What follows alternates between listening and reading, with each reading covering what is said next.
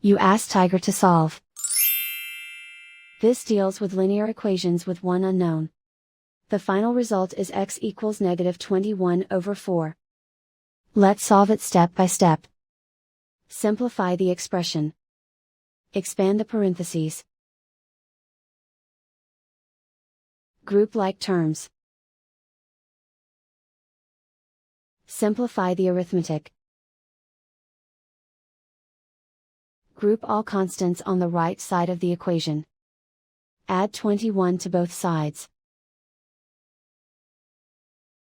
Simplify the arithmetic.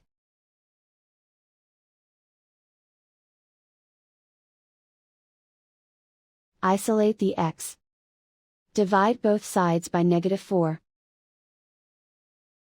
Cancel out the negatives. Simplify the fraction.